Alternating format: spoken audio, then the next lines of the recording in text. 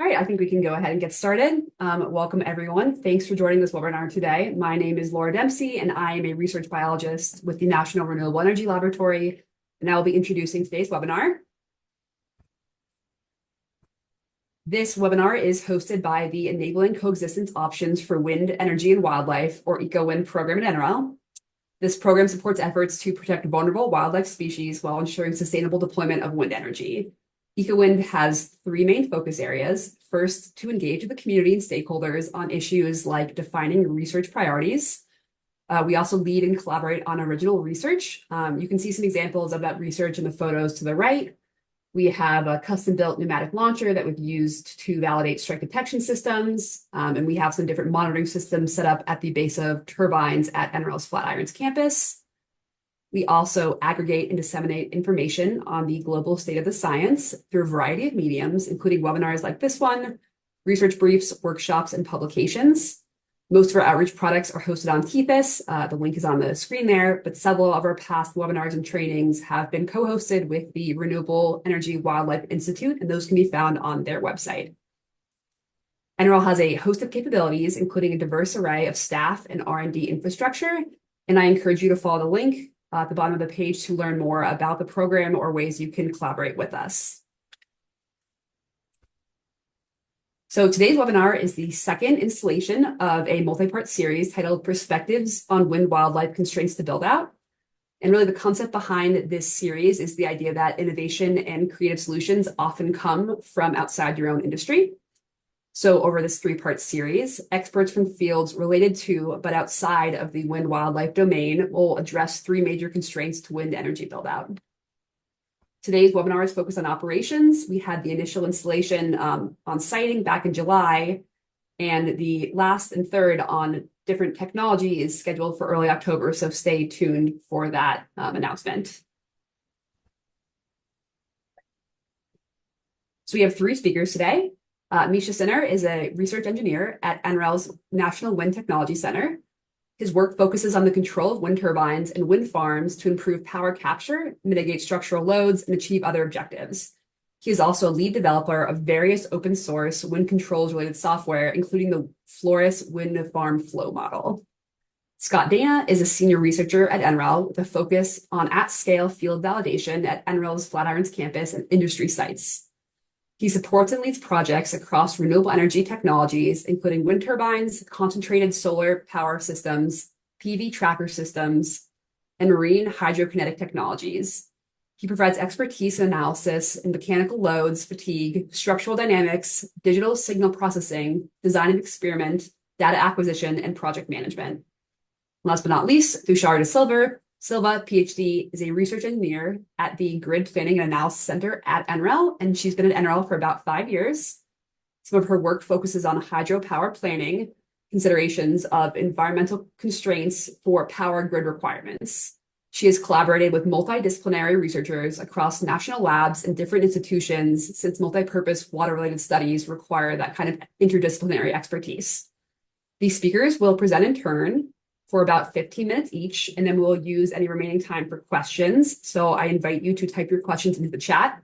And then my colleague, Jeff Clerk, another research biologist at the EcoWind team at NREL, will step in and moderate that final Q&A session. Okay, great. So I think, Mischa, when you're ready, you're all good to go ahead and share your screen. Thanks.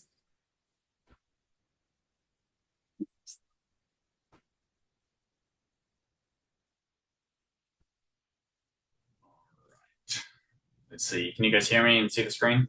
Looks good.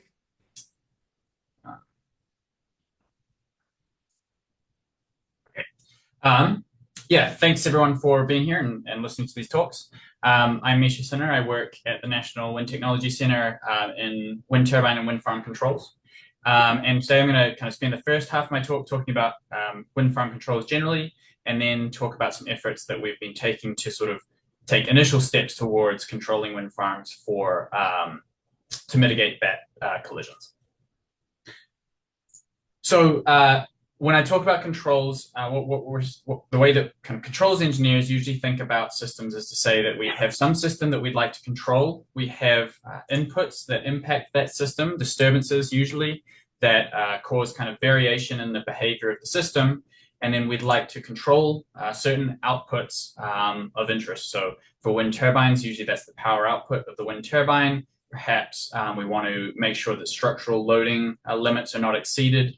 And what we have, the tools that we have at our disposal are, various sort of controllable aspects of the wind turbine. So with wind turbines, that's the blade pitch angle, the electrical load supplied by the generator on the rotating components, and also the yaw position of the turbine that points the turbine into the wind to capture power. So again, in controls terminology, we think of controllable inputs, so those blade pitch, generator torque, and your position, and uncontrollable inputs, which for wind turbines, are kind of mostly around the turbulent wind field that the wind turbine is operating in. So that's fine for individual turbines, but when we have multiple turbines in a farm, things change a little bit, and these inflow conditions are somewhat controllable. So now if you have turbines that are waking each other, you can operate upstream turbines in order to control a little bit the inflow to downstream turbines, and that gives you some extra degrees of freedom for what you can do with your wind farm. I'm going to kind of build out different paradigms for wind farm control or control of multiple wind turbines when you have several of them in a wind farm. The first one here, and this is the sort of status quo for most wind farms in operation, is that you really treat individual turbines as though they're just standalone and they're just doing their own thing. So each individual turbine takes its own measurements and does what it can to achieve its own objectives. Again, usually that's something like power maximization and maintaining safe loading. The next step, or kind of what's now kind of being deployed and NREL has taken some kind of important steps towards, is controlling individual turbines to meet a farm-wide objective. So I'll give an example of this on the next slide, but the idea here is to recognize that wind turbines are operating not in isolation, and trying to control them in order to do what's best for the farm rather than what's best for the individual. Another, the kind of flip side of the coin there is you could think about having individual objectives for each turbine, but sharing information between the turbines to get better measurements and better data to each turbine based on what the other turbines are seeing. And then the target, the gold standard, is to do both of these things at once. So collect information, share information between each turbine, and then do what's best for the overall wind farm in terms of meeting certain objectives. So starting off with the first two here, single turbine control, again, that's the sort of status quo here for most wind farms, and then single turbine wind farm control. Imagine that you have two wind turbines in a wind farm, very small wind farm, and you have flow coming in from the left. If you operate the first turbine, the upstream turbine, to capture as much power as possible, you shed essentially the maximum wake onto the downstream turbine, and that downstream turbine now, while it's trying to capture as much power as possible, is very limited in what it can do because it's seeing very heavily waked inflow conditions, so there's not much energy left to capture in the flow. On the other hand, on the right-hand side, if you are willing to give up a little bit of power at your front turbine by yaw misaligning it, so pointing it a little bit out of the wind, that has the effect of pushing the wake away from the downstream turbine, so the downstream turbine can now capture more power than before. And it turns out that if you do this right, you can actually increase the power captured by the wind farm. So you give up a little at the front turbine, you gain a little more than you gave up at the downstream turbine, and now your power capture is slightly higher than the case where you operated both sort of greedily, where you didn't do anything at the front turbine to help the back turbine. Another kind of example that we've been deploying a little bit in some field campaigns is this idea of sharing information between turbines. So wind turbines take measurements of the wind direction and wind speed, but these are very noisy measurements. So on the left side of the animation at the top here, these are the wind speeds and wind directions measured by a handful of turbines in a farm. And you can see that there's quite a bit of disagreement between what the wind directions are, and so quite a lot of turbines kind of not operating in optimal conditions. But if you share information between the turbines and kind of combine that information in different ways, you can get much smoother estimates of what the wind direction and wind speed is at each turbine, and that helps control more efficiently and kind of mitigate erroneous behavior. And so, again, helps to kind of reduce bad behavior at turbines and improve power capture. So yeah, a lot of the work that my group, the Wind Farm Controls Research Group at the Wind Technology Center, do is designing these controllers. But to do that, we need models and analysis tools. So Floris is our main wind farm flow modeling tool. So this is a sort of a low order model of wind farm wakes and how wakes respond to different turbines. So we use that a lot for designing wake steering controllers and deploying wake steering controllers on operational wind farms. And then our companion tool on the flip side is once you've designed the controller and you've deployed it, we also need tools for analyzing the data that we get back from wind farms. Wind farm data is very noisy, and we're looking for sort of small improvements. And so we have a suite of tools for collecting data, analyzing that data, and kind of seeing whether the expected improvements from the controller are realized in the actual data. So I'll leave the kind of general background on wind farm control behind now and start to try and ask the question, what can we do with wind turbines, not just to capture power, but to also mitigate wildlife risks, and in this case, bat collisions. And I won't answer this question today because this is a big question that we're still working on. It will take us a couple of years to kind of get answers to this. But a smaller question that we've been taking more concrete steps towards is, why are bats attracted to wind turbines in the first place? We need to understand that if we're going to implement control approaches that can help mitigate bat risks.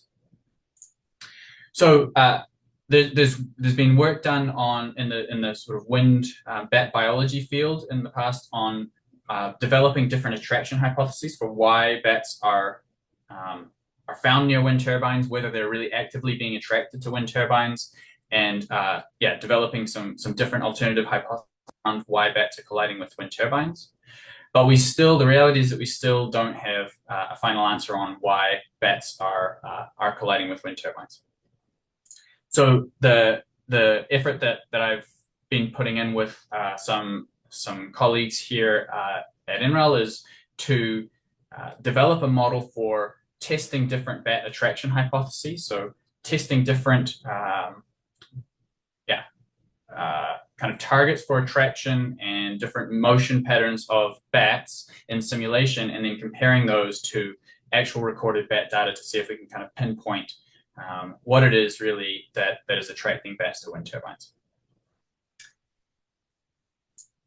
So what this simulation, this model looks like is that we first generate turbulent wind fields using a model named TurbSim, which is used a lot for wind turbine simulations, but this basically generates correlated wind fields, turbulent wind fields that are similar to what's observed in the atmosphere.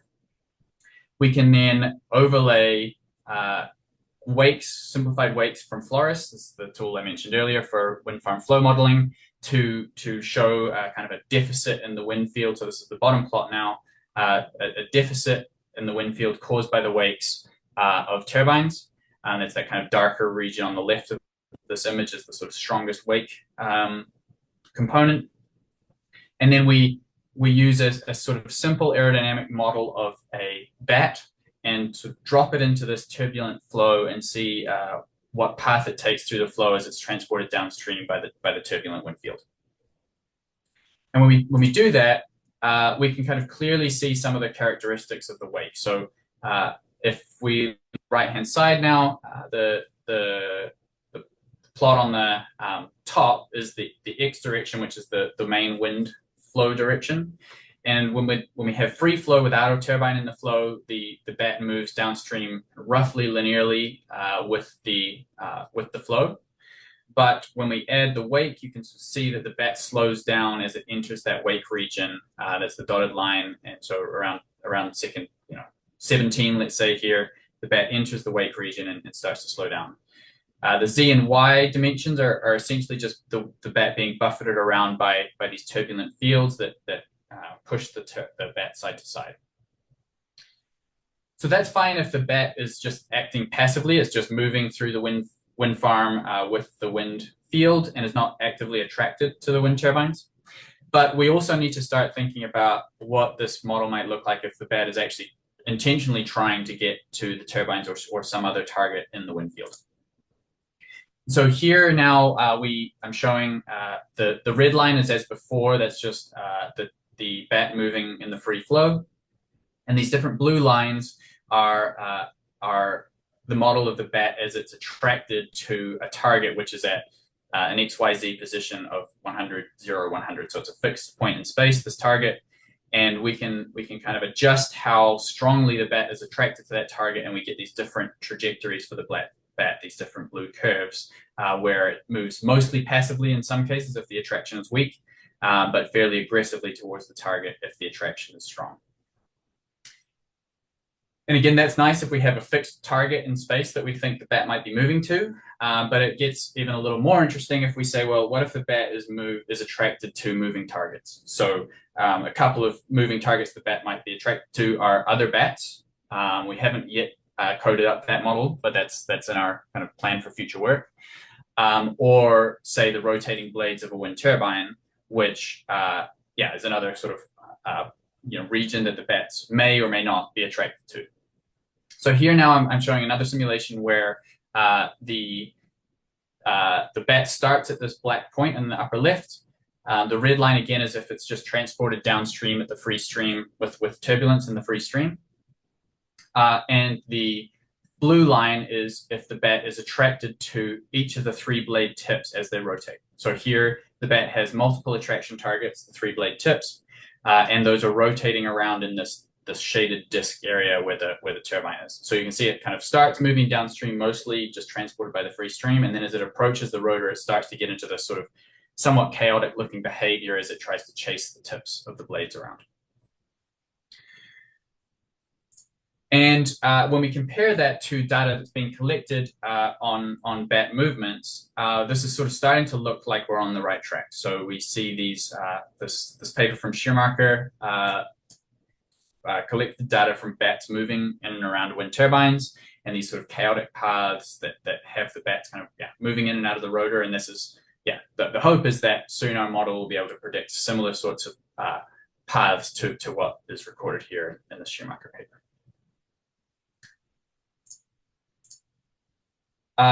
When I say the hope is that we predict similar paths, the reality is that bats are moving in some ways kind of randomly. The turbulence in the flow field is essentially random, and we also expect some kind of just sort of inherent randomness in how bats are moving. So we're not trying to predict actual individual paths from bats. What we're more interested in is, can we capture the statistical properties of these bat paths? So on the right-hand side here, again, starting 100 bats at the same position with some different random turbulence essentially driving the bats downstream, we get these sort of envelopes of regions where we expect the bats to be in certain cases. And this is just actually passive flow. So just if you let the bat off and just it travels downstream passively with the flow, these sort of envelopes describe where we might expect the bat to land.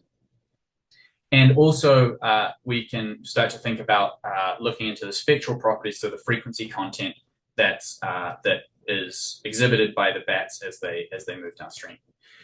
So again, here comparing a free flow bat to the bat that was attracted to the 3 moving blade tips. The red line is the spectral or the power spectral density of the bat moving in free flow. And that actually looks very similar to the chimal spectrum that defines turbulent wind field. So that's kind of consistent. If it's just moving by the turbulence, then we would expect to see a similar spectral sort of imprint as the turbulent wind field. But once we add the attraction to the blade tips, then we start to see some kind of extra energy being expended in the bat track at these frequencies that are characteristic of the blade rotation. So in particular, this 3P frequency is how often a blade passes a certain point in space, say how often a blade passes the tower. And so if we observe bat tracks that show this sort of peak at 3P, that would be an indicator that the bats are being attracted to the blades of the wind turbine. Yeah, again, this is in our simulation. We haven't yet had a chance to fully verify this or see whether this is the type of spectrum that we really do observe in bat tracks. But the hope is that with this, we would be able to kind of compare and say, yeah, it looks like these bat tracks that we observe match this model that has them attracted to the blade tips, and so that's an indicator that that's what they're attracted to.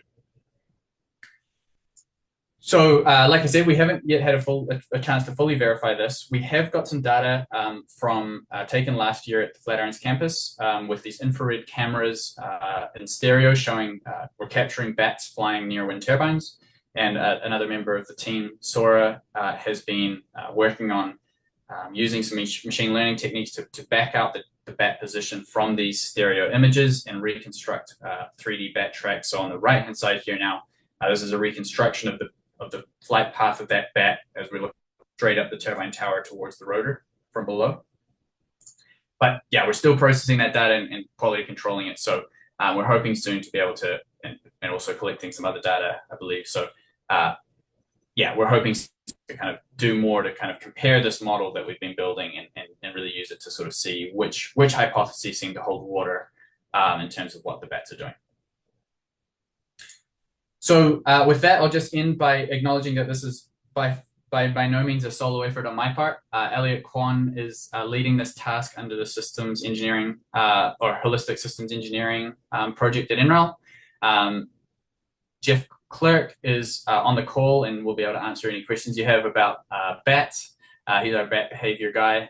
Like I said, Sora is working on this image recognition and backing out the bat tracks. And then, yeah, my effort has been on the modeling. So I'll leave it there. Thank you very much and hand it off to Scott. But yeah, happy to take any questions at the end.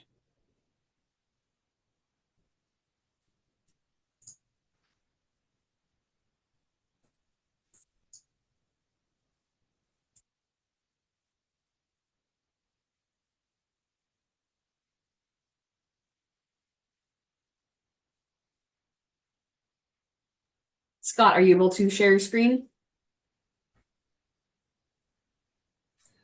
Yeah, give me one moment here.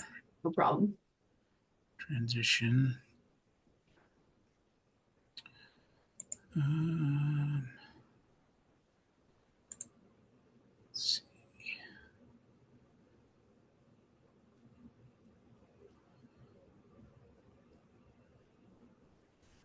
Okay, give me 1 second. Can you hear me okay? Yep, we can hear you. Okay. Oop.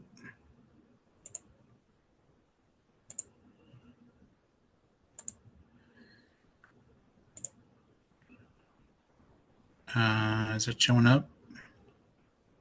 It is not. Oh, gosh. Okay, give me one moment.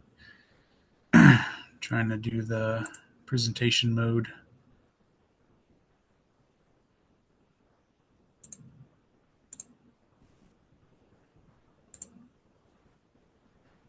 How about now? Yep, we can see it. Looks great. It's in full screen. It is. Okay. Thank you. Sorry about that. Always something. Yeah. So I think you got my introduction. Am I coming through on the video? Yep, you are. Yeah. Okay. Yeah. So I was fortunate enough to be involved in a project a few years ago. It was actually 2020. So that fun time, spring 2020 for everybody. We were assessing a bat curtailment strategy on a wind turbine that we own and operate at the Flatirons campus, and we learned a lot. It was a good project. It was kind of a tight window in our summer months, which aren't the best for our wind season here at NREL at the Flatirons campus, but we learned a lot. So we were working with an industry partner. For some sensitivity, I won't go into a lot of specifics there, but they basically had developed a curtailment technology specifically for bats, so to deploy on wind turbines. And there was a lot of good examples ahead of time that, hey, we can do this, it can work. But there were a lot of questions remaining on the loads implication to a wind turbine, the component loads like the blades and the main shaft and the tower.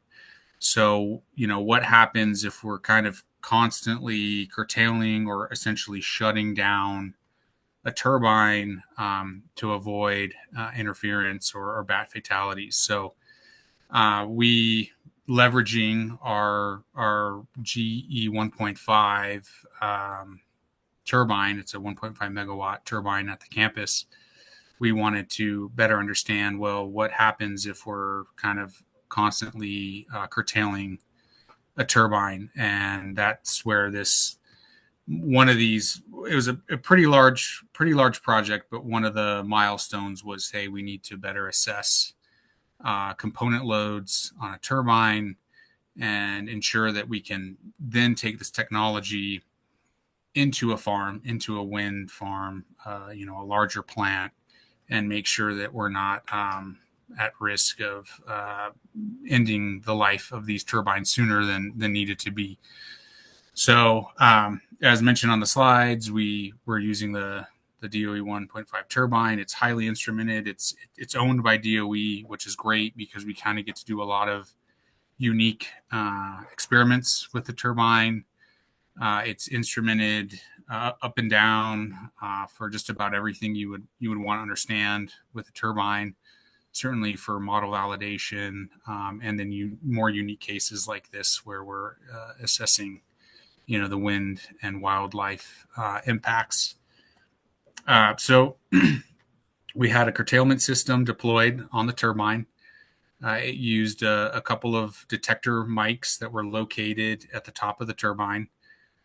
Because we have some bats in the area, as we just saw. We don't have a lot of bat activity, to my knowledge. So there were some ultrasonic noise generators deployed with the detector mics, and this essentially created, like an artificial bat chirp on a regular basis. And then that system was linked into the turbine plant PC, which is basically the controller, but kind of at a higher level of just the controller. It could essentially control an entire plant, but we have one turbine, so it's just the one turbine in this case. And then part of this process and experiment was understanding or trying to understand what's the best type of shutdown or curtailment case. So we didn't want to just slam on the brakes and stop the rotor from spinning. That has a lot of negative impacts on the turbine, but we wanted to kind of find a middle ground between an appropriate deceleration rate so that bats could at least maybe detect the blades and avoid them, while also mitigating the impact to the turbine and its operations. So you can see the list there. We had a couple different shutdown types. I'll go into a little bit of what those mean later, but we had about four different cases that we tried for this experiment. And then finally, as a point of mention, you'll see some plots and graphs that reference wind speed, and all of those references are to the sensor that's located on top of the turbine. We do have a companion met tower for the turbine. Again, being a research site, we can measure a lot of different things, but that's not common or typical in the plant case, a wind farm case. So we basically mirrored what would be deployed at a commercial plant. Okay, so bin count summary. So this is kind of the overview of the data or number of events we collected.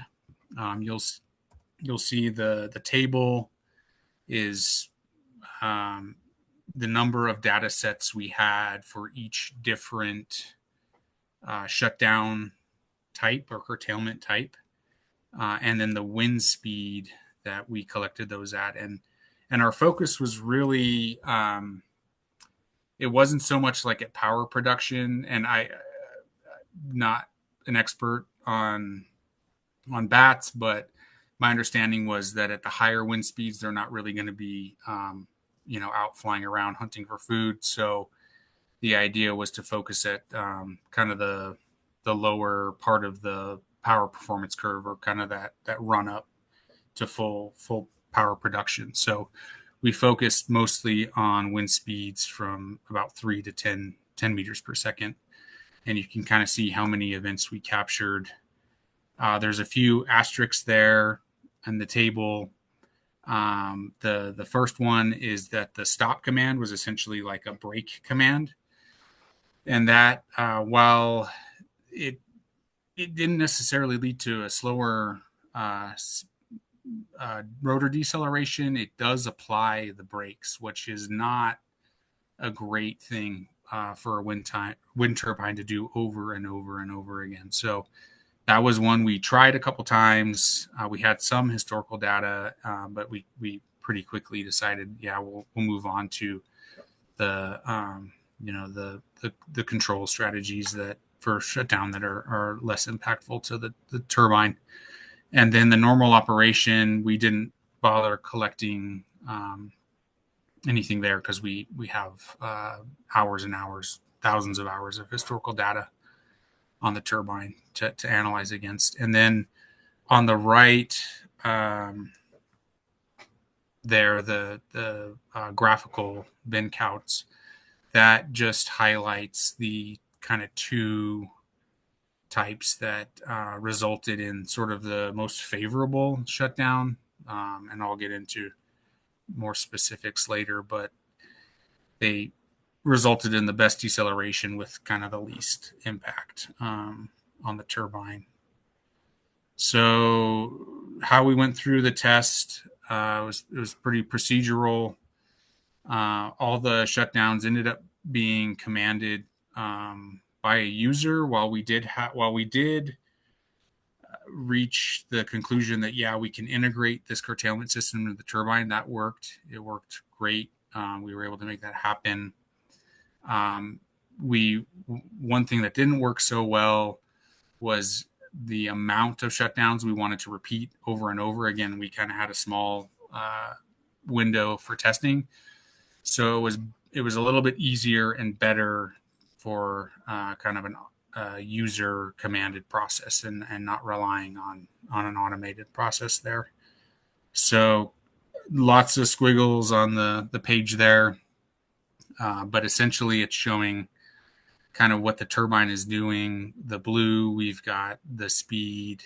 The red, orange is the status of the turbine, which doesn't mean much here, but it lets us know what's going on with the turbine. And then the yellow is the wind speed, so we kind of get an idea of the average wind speed we're looking at over this period here. And then the purple is the power, so where the power level is at for the turbine. So the process was always let the turbine in its status state reach power production or load operation, and then issue a command. That's the number 3 there. So we issue the curtailment command. We see the turbine responds. It starts to slow down the rotor. Power drops off. We get a new status state on the turbine. Then we hold that for about 10 minutes. Again, because we're trying to repeat this. Every plant would be different depending on the bat activity, how long you might wait. But because we were pretty much focused on the loads implication, we were kind of trying to build up the database as quick as possible. So we were only waiting 10 minutes, then reissuing a start command or releasing the curtailment. And then, again, repeat. So shutdown observations, I kind of mentioned the types we went through. This is just On the left, some time series plots that we generate from our data acquisition system. But you can see the bulleted item or the numbered items there, the different response to the shutdown types. So we really wanted to reach RPMs below 2 in the quickest time possible, and that's where the 0-second park shutdown. That's just kind of a definition that comes out of the GE plant controller. That was favorable. The 30-second was slower, as it probably expected by the definition of 0 to 30. So that one again wasn't as favorable. And then the idle command, which is kind of the normal shutdown command, was probably the most favorable. And if you were to use a curtailment system like this, that would probably be the type of shutdown you'd want to implement through the command of your curtailment system. And then, as mentioned, the stop command or the shutdown, the high-speed shutdown was not so good because we did have the brakes applying and reapplying. So that was kind of the process. That was the goal. Let's explore these shutdown types using a curtailment system and assess the loads on the turbine. So now we kind of built up our database. We have enough for a statistical comparison between the different shutdown types and just normally operating the turbine as if it never needed to curtail. So the next step was understanding the fatigue. So if you're kind of repeating the same thing over and over again, you're going to build up these loads on different components, and we really wanted to understand how does that impact the turbine, certainly in sort of a short-term strategy, but ideally in the long term. So we have a lot of data, pretty decent sample rate. We scale all the loads to engineering units or meaningful units, something we can kind of interpret and make sense of. And then we do what's called a damage equivalent load calculation. And it's kind of a fancy way of saying we take all of these cycles that happen over and over in time through these events, and we distill them down into like a singular value that is meaningful or proportional to the actual strength of the material or the component that we're applying the load to. And we do this on what's called a short-term basis, which in this case is a 10-minute basis. So we're looking at like 10 minutes of data from each of the shutdown types, and we're calculating this value. And again, we're referencing the wind speed from the turbine. So binning, I just want to mention on the binning because it was important to how we did this. So we're taking all of this kind of scatter. I don't know, is my cursor showing up, but we're taking all of this scatter, the little dots, and we're bounding them within a 1 meter per second bin. So we're kind of taking all those dots that fall into one bin and calculating the average and the standard deviation. And that result is the blue trend line here with the markers. And these bars are representative of the error bars or the standard deviation that exists within that bin. So it helps us better understand as we compare across different data sets and shutdown types and normal operation, what's actually happening in these different curtailment cases. So getting to some results ahead of that, just want to quickly define what we're looking at. So the blade root, we're measuring the loads on the blade root, and we And have Scott, two. Yeah. Scott, this is Jeff. I just want to jump in and make sure you can try to wrap up in the next like 2 minutes so that we can make sure that we get to the Okay. have enough time to get to the last talk. Yeah. I'll Okay. blast through it for sure. So we're looking at the root, the loads in the root, the loads in the main shaft, which goes to the power generation system, and then through the tower, which is the load path, right? I mean, it all starts with the aerodynamics and then goes down to the tower base. And so these are the results we get. And I know there's kind of a lot happening there, lots of squiggles. But if you look at this and don't cross your eyes, you can kind of see that in the flap, or one component of the blade, we do see an increase. Like the fatigue, the short-term fatigue does increase. But contrastly, in the edge, it drops quite substantially. So that's kind of these blue and red versus the black being like you normally operate the turbine.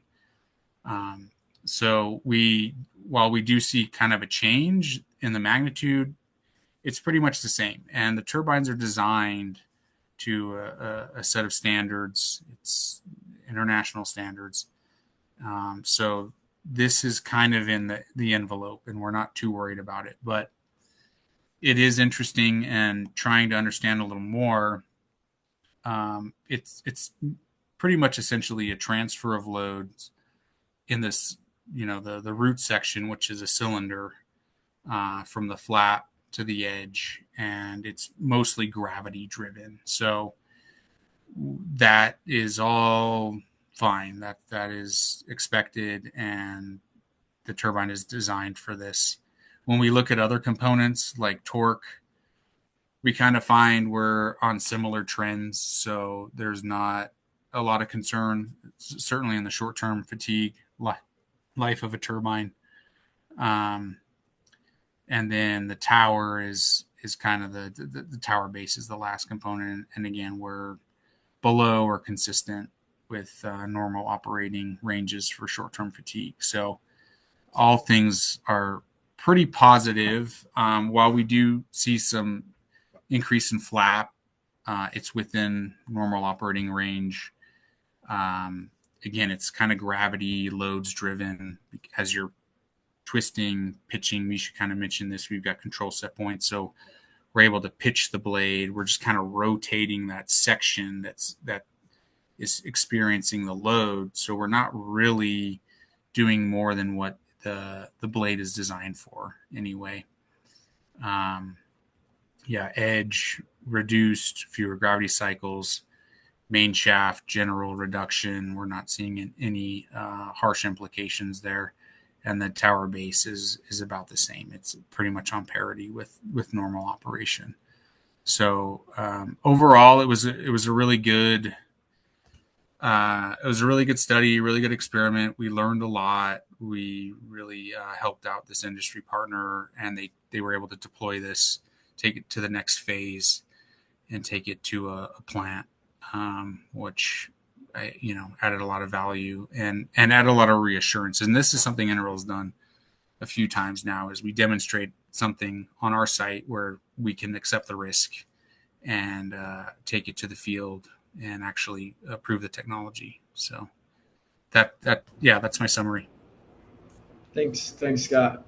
We're gonna just try to get as quick as we can over to Thushara, and Thushara, if you can go ahead and share your screen. And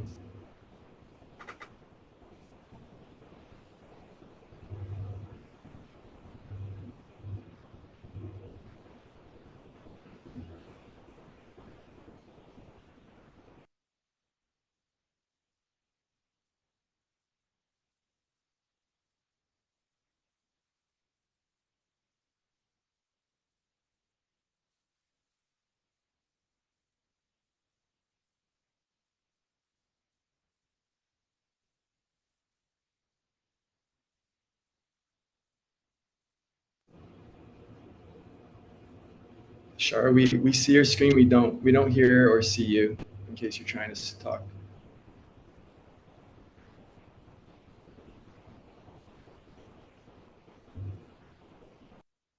Can you hear me now?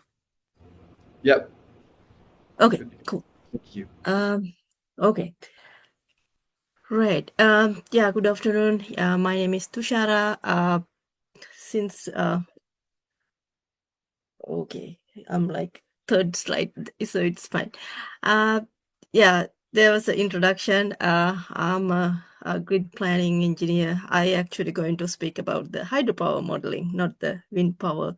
I'm going to show some summary of some studies we conducted for wind power modeling, hydropower modeling in change in the power grid.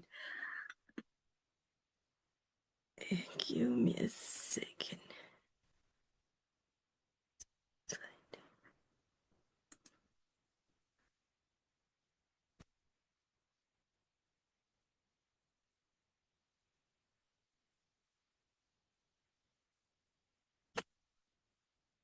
Right. So the two plots I took from the NREL standard scenario 2022. I just wanted to show how the renewables will be added to the power grid. It's like the by 2050, wind generation will increase by 3.5 times and the solar generation increase by 7 times from the current level. So we wanted to understand how the hydropower operation will change in this change in power grid. So the hydropower can provide multiple grid services. They provide energy, capacity, spinning and non-spinning reserve products, which are categorized in this table. So the spinning reserves balance the grid in very short time, like minutes to second, while machines are online. And the non-spinning reserves provided quickly starting and shut down the system. When the wind and solar come into the system, so there will be more resource variability than and the conventional power plant like thermal power plant will be retired, then the importance of hydropower is increasing. Oops.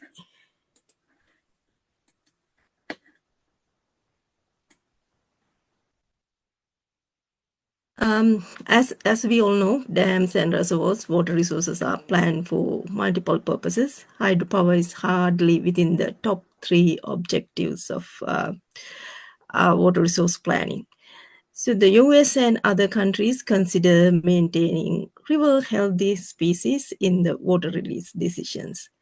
Dam water releases ensure sufficient downstream flow, water quality for the aquatic biota. And the water planning decisions are also based on other water uses like recreation, navigation, flood control, and so on.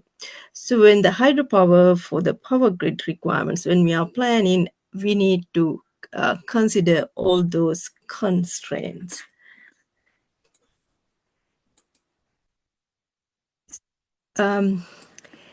Therefore, DOE funded in a DOE funded multi-lab hydrowires project, we developed a hydropower model linkage map to identify the link between dam water releases with hydropower plant, power grid, and the environmental and other water use impact analysis. I just envision whether is there anything like that in the wind power sector, or we can do similar approach.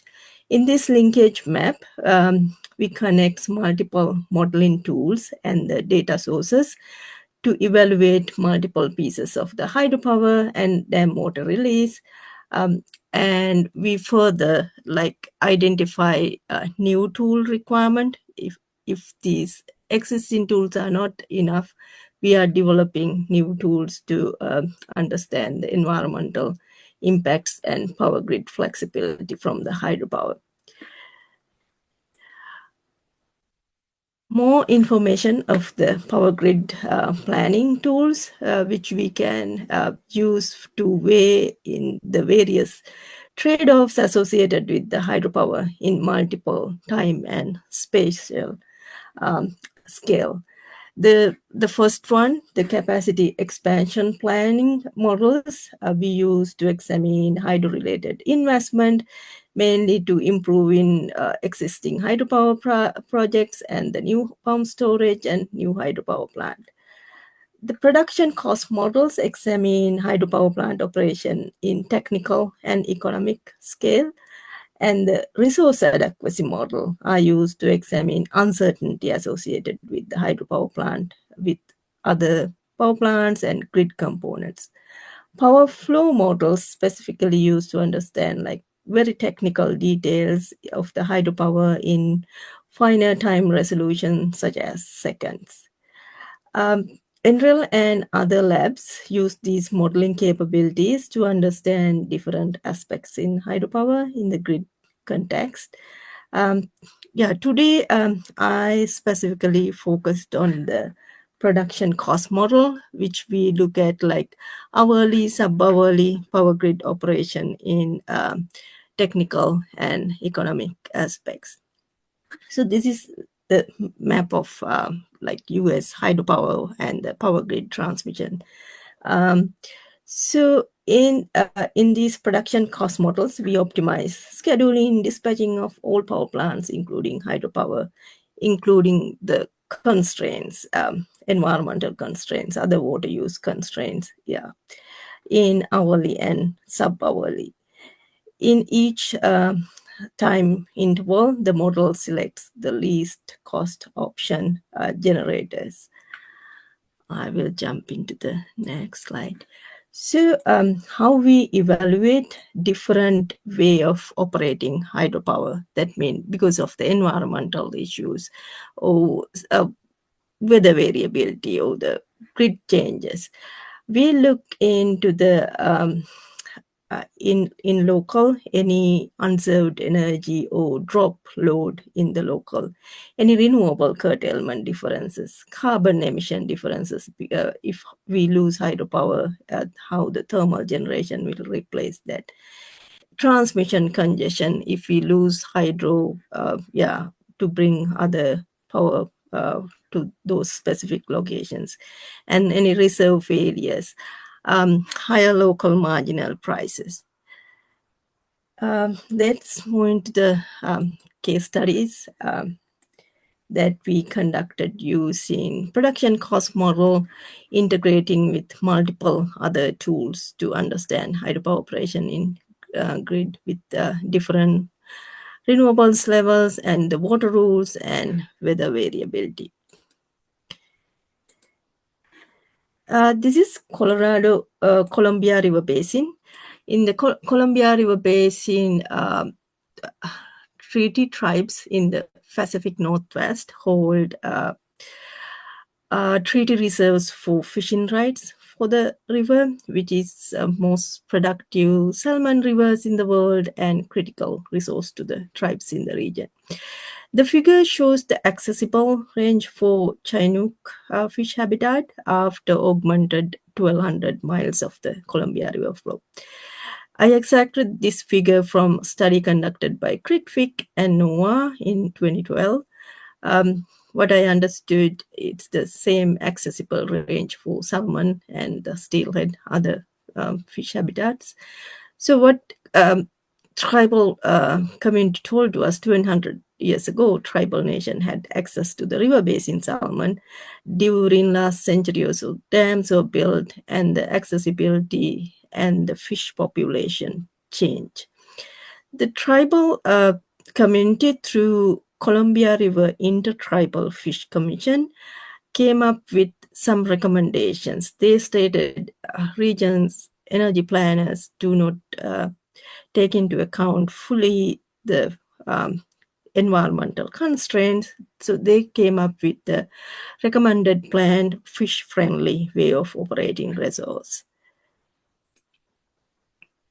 So what we did, the study was like multidisciplinary researchers, environmentalists, water resources planners, and grid modeling from NREL side. We used integrated water resource and grid modeling approach. You can see the blue color is the water model, water resource planning model for the Columbia Basin. They used the model named OASIS. And we conducted the grid modeling part. We model Western interconnection because it's not on the Northwestern hydropower connected throughout the Western interconnection. We used the production cost model named Plexos. So the information exchange between two models to understand and better represent the environmental constraints in the power grid models. This is like a sample results, from the study. So we looked at like the Parneville power administration generation mix. 2012 is a very high hydropower year. 2010 is a lower hydropower year. We looked into the current water rules and the eco-friendly water rules. The first two columns are for the current water rules, and the second two columns are for the eco-friendly water rules. And we also look into the base renewable base grid and the high renewable grid.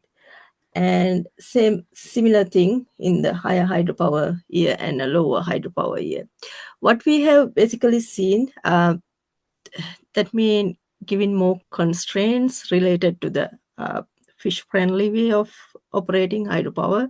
So do not really reduce most of the flexibility of hydropower, which we have now, but actually the weather variability, that means drought or less hydropower, change the grid operation, and similarly higher renewable addition to the grid. So it's basically we can have the fish-friendly way of operating the resource without harming the grid. And there is another study for the Colorado River system. Same Glen Canyon Dam. There was an issue. You all know that there was a drought and environmental constraints. There's a humpback chub and the smallmouth bass. So we have to change the water release patterns. We wanted to understand impacts. Then we used the similar integrated modeling approach, grid, water, and those fish habitats models. And we look into the different river miles, fish population, growth rates, sedimentation for the grid, energy, ancillary services. And we found with these optimization tools and the water grid models, win-win solutions. Basically, I wanted to tell like better representation of the grid, environmental constraints, water, those assist for us to understanding those water-related constraint and the variability and true capability of the hydropower in the power grid operation. On the other side, the grid outputs like local marginal prices, carbon emissions, those inform water resource planning operation decisions. And long-term, those simulation model results inform the investment decisions in the grid infrastructure and the hydropower upgrade. Yeah, that's short and sweet my presentation. Thanks so much, Thushara. And we've gone about a minute over, so I just want to thank everybody for hanging on until the for those who were able to hang on until the end. And please, if you have questions, feel free to send those directly to the speakers or to myself or Laura, and we can pass them on to the speakers and try to get those answered for you. So thank you so much and have a great rest of the day. Thank you, everybody. Thank you. Thanks all.